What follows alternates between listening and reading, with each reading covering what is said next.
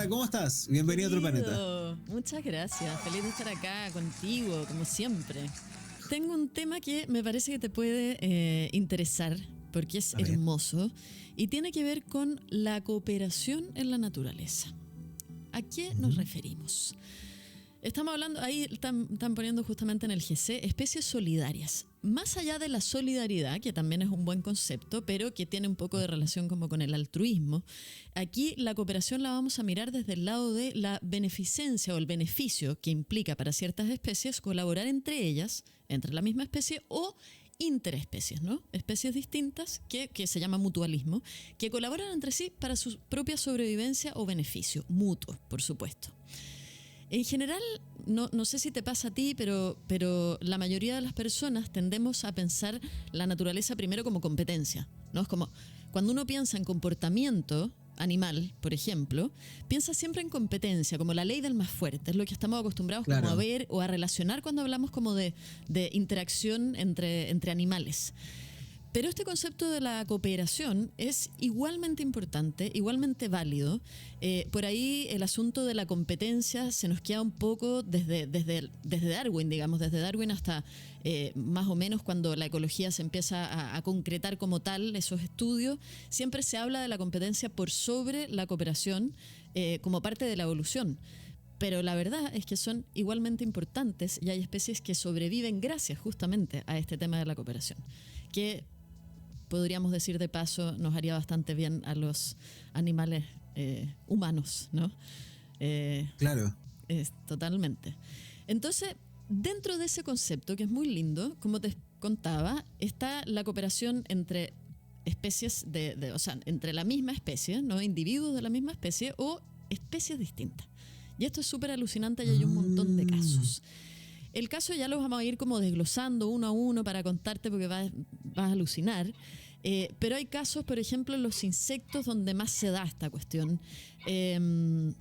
Las abejas, las hormigas, otros insectos, donde la organización y la colaboración o la cooperación es súper importante para... ese caso es muy lindo, de estas hormigas que comen particularmente hojas, ¿no? De esta foto. O sea, lo que pasa es que esas hormigas, que te voy a decir inmediatamente la especie de hormiga de la que estamos viendo ahí, es bien fascinante, porque, claro, la hormiga cortadora de hojas, ¿ya? Y es Ata texana, es el nombre científico de esa especie de hormiga. Eso es bien alucinante, porque lo que hacen estas hormigas es que tienen distintos roles. Todas las obreras tienen roles distintos. Entonces, la primera obrera es la que se acerca a las hojas, la corta y la lleva al lugar donde está la comunidad, ¿ya? Como el nido, ¿no? ¿Ya? Dentro de eso hay otra obrera, otro grupo de obreras que toman estas hojas y las pican una vez, las hacen más pequeñitas. Después se entrega a otras obreras que lo que van a hacer es moler esto y hacer una especie de pelotita donde queda como la pulpa de la hoja, que ya estamos en una cadena de una tercer trabajador, ¿no? que recibe. Increíble.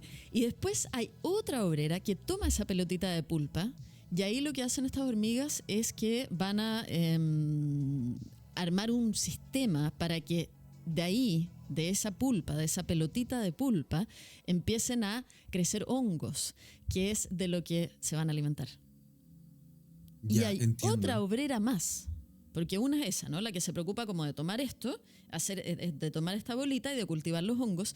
Y después hay otra más en esta cadena, que es la que se preocupa de eliminar las esporas de este hongo para que esté todo en funcionamiento. Claro, porque no vaya a proliferar las esporas del hongo adentro. Exacto, adentro de su... ¿Cómo se dice? ¿Como de su madriguera? Tampoco, pero ya, sí, hablemos del nido, porque al final igual es el nido de las hormigas.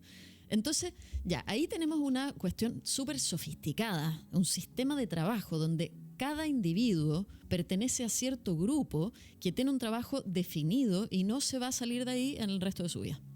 Y eso es colaboración entre una propia especie, finalmente para la sobrevivencia, que tiene que ver con generar además el propio alimento con este sistema sofisticadísimo.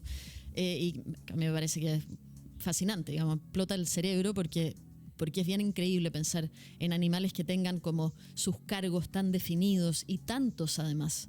O sea, uno que agarra, lleva, el otro pica una vez, el otro segunda vez, el otro hace la bolita, el otro cultiva el hongo, el otro se preocupa de la espora.